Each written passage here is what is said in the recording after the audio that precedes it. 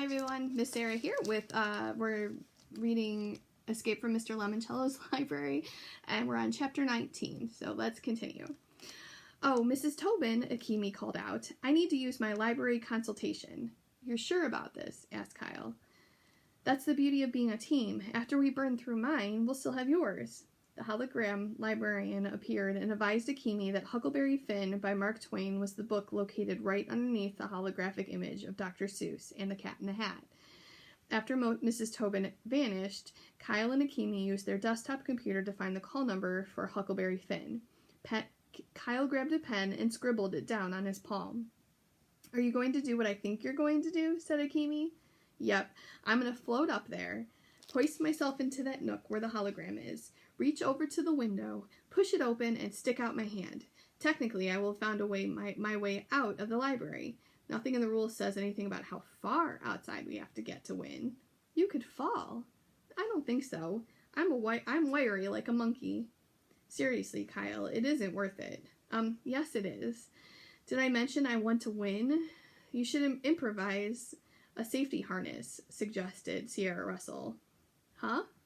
Well, in this adventure book I read once, the hero was in a very similar predicament, so he removed the curled handset wires from several telephones, bundled them together, and made a safety rope. 10 minutes later, Kyle, Akemi, and Sierra had stripped the springy wires off of a couple of telephone headsets.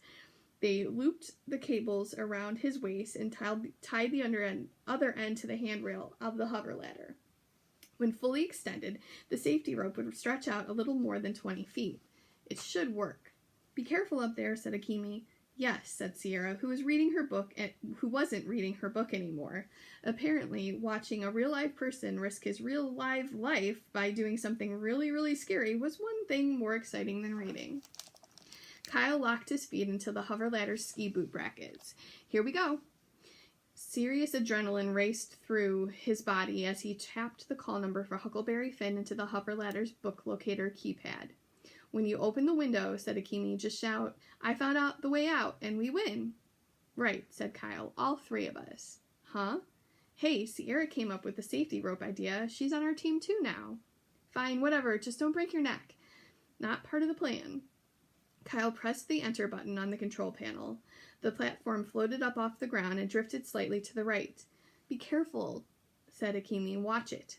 I'm not doing anything, said Kyle. This thingamajig is doing all the work. I'm just along for the ride. Kyle gripped the handles as the platform rose higher and higher.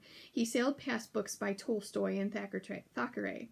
Tilting back his head, he looked up at the semi-transparent statues projected into the curved niches along the arched windows.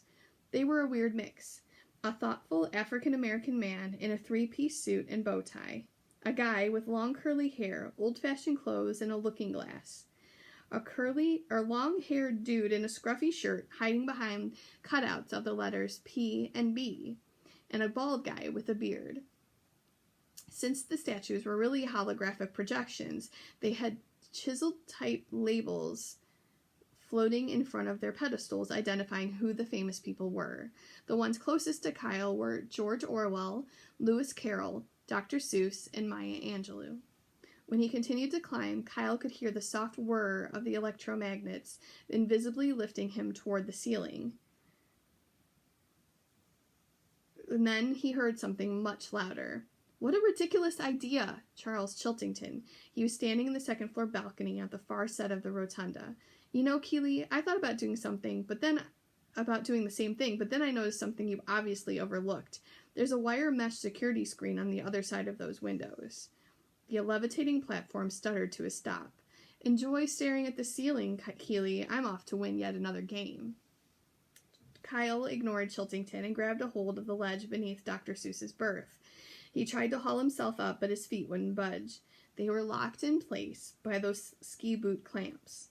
And this close to the skylights, Kyle could see that Chiltington was right. There was a security screen on the other side of the windows. Kyle checked his wristwatch. It was 1 p.m. He and his teammates had wasted an hour on the lame window idea. He sighed heavily and stared up at the quivering Seuss projection in the bowed niche above his head. The cat in the hat's mouth started to move. Think left and think right. Think low and think high. Kyle recognized the voice. It was Mr. Lemoncello. Oh, the things that you can think up if you only try. If only you try. That's all that up. Oh, the things you can think up if only you try. In other words, Kyle was back to square one. He needed to think up a whole new escape plan. The ladder began a slow and steady descent to the floor, even though Kyle hadn't pushed a button. Don't listen to smarmy pants Charles, Akimi coached as Kyle coasted toward the floor. It was worth a shot. I agree, said Sierra. A blood-curdling scream came ringing up the staircase from the basement. That's Haley, said Akimi. I saw her go downstairs. That's where the stacks are, added Sierra. Come on, said Kyle. She could be in serious trouble. You should never help your competition, Keeley, scoffed Charles as he casually strolled down a spiral staircase. Of course, unless you always play to lose. Chapter 20. Losers. That's what Charles Chiltington thought about sentimental steps like Kyle Keeley. A damsel in distress starts screaming and he forgets all about winning the game to go rescue her. What a pathetic loser. Unless, of course, Haley Daly was screaming because she'd already found the alternate exit. That made Charles laugh. Impossible. Though quite pretty, Haley Daly, princess of the 7th grade, was a total airhead. There was no way a dumb girl like her could have outsmarted Charles Chiltington. It was time to play on his hunch. Twice already, the head librarian, Dr. Zinchenko, had said, "The library staff is here to help you find whatever it is you're looking for." She said it once when they were just about to enter the library, again when she was reading the laundry list of rules. Well, what Charles was looking for was a way out of the building that wasn't on the front door and wouldn't set off any alarms. That's why he kept coming back to the lobby with the gurgling fountain. Why he kept studying the display case labeled "Staff Picks, Our Most Memorable Reads." "The staff is here to help," he muttered. "These are staff picks. Ipso facto, it has to be some sort of enormous clue." Inside the sealed bookcase, Charles saw 12 book corners. One for each of the 12-year-old players, he wondered. The display items weren't actual books. They were cover art mounted on book-size foam core. 3 covers were lined up on each of the case's 4 shelves. Since they weren't actual books with spines, none of the covers included their call numbers. Charles focused on the 3 books lined up at the bottom row. Hoosier Hospitality was on the left. In the pocket, Johnny Unitas and Me was in the middle. The Dinner Party was on the right. Charles decided to concentrate on the Johnny Unitas title. He moved to the rotunda and did a quick card catalog search on one of the desktop computers. When he typed "in the pocket," a matching cover popped up, but still no call number. In the spot where the identifier should have been, there was instead a cursor's blank box and the words "ID temporarily removed from the system." Scrolling further down the screen, Charles came across another unusual annotation. "You didn't really think that we'd make it that easy, did you?" Charles grinned. The computer was telling him that he was on the right track. He glanced up from the desk. The children's room was directly in front of him. The book about Johnny Unitas, with its cartoon cover depicting a football player wearing a number 19 jersey and dropping back to catch a pass, was most likely a children's book. Of course, it was also a sports biography. So would it be shelved with the sports books, biographies, or children's books? Charles went back to the computerized catalog. He read the book's description. Billy wants to be a great quarterback like his hero, Johnny Unitas, but his coach is worried he'll get hurt. That sounded like fiction, a made-up story. It had to be in the children's room. As Charles crossed the slick marble floor, something else struck him. This was like Husker Du, a memory game he had played when he was in kindergarten. He was on a hunt to find a hidden match for the football book cover he had just memorized. This was, in short, another memory game. That's why the staff picks display had been subtitled "Our Most Memorable Reads." "Clever, Lemoncello, very clever indeed," he mumbled.